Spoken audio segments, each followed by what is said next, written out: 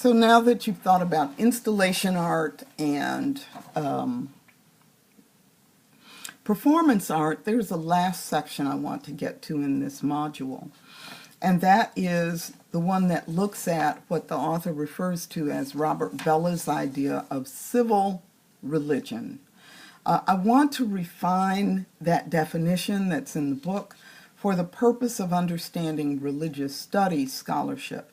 Robert Bella was not a religion scholar. He was, in fact, or is, a sociologist. And what he constructed in his idea of civil religion ultimately talks about religion as evolutionary. By evolutionary, he meant that just about anything people had done in earlier times, indigenous spirituality, for example, earth-based religions, was to be considered primitive. And so civil religion is something that came later along with nations.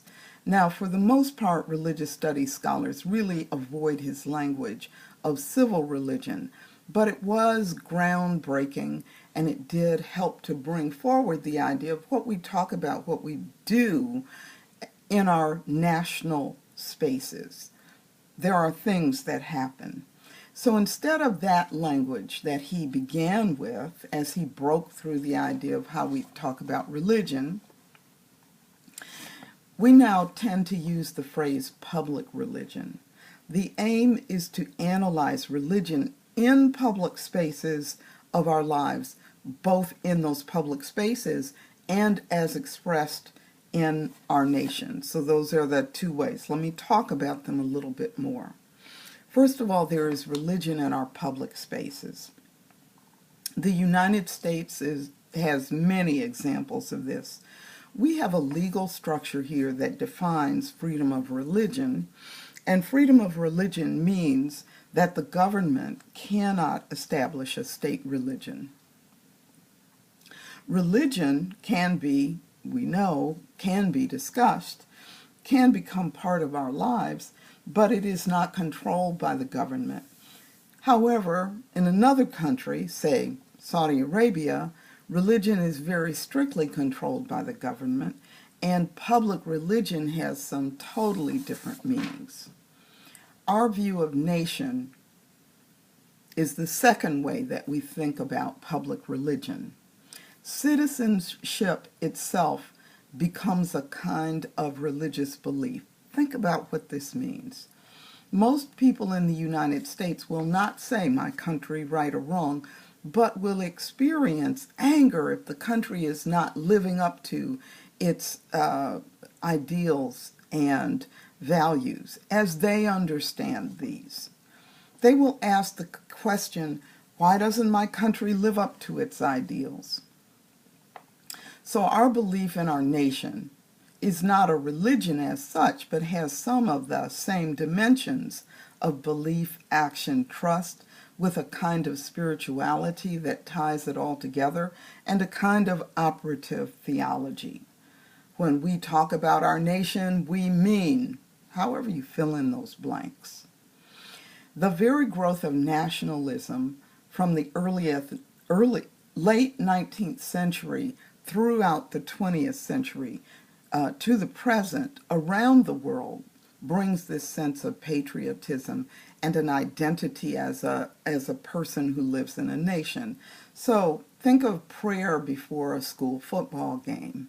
While there's freedom of religion, I don't know of too many football teams in schools who do not pray, even if it's a public school. It doesn't mean that the state, if it is a state school or public school, that the state is imposing religion. But it does mean that people have freedom to express their religious belief. Think of the idea of a Pledge of Allegiance. Think of the many levels of the meaning of the symbol of the flag. The flag, any nation's flag, doesn't have a single meaning to all people. Depending on the person, that symbol can have a great many meanings. Secondly, we can also think about, in this same vein, we can also think about how public religion opens us to thinking about other symbols of nation and how complicated these meanings can be. So, in the United States, the figure of Christopher Columbus, 1492, can be very controversial, depending on who's being asked. So, if you ask Native Americans, they will not see him as a hero. If you ask Italian Americans, they will claim him as their own personal hero. Columbus, in each case, represents something very different, one positive, one destructive, to two different groups. So an Italian American community may have Christopher Columbus parades. A Native American community will not have that parade and will in fact change the name of it and call it Native Heritage Day during the day in October when Christopher Columbus is typically celebrated. All of these ideas bring us to our next field work. I want you to look around for a national monument of some kind. It does not matter where you are in the country or the world. Find a monument that has meaning to the people of that country. Take a photo or several, and then the narrative I want you to write to explain the monument, this monument, I want you to explain it in those two ways. Does it have a negative aspect? Does it have a positive aspect? That is your assignment.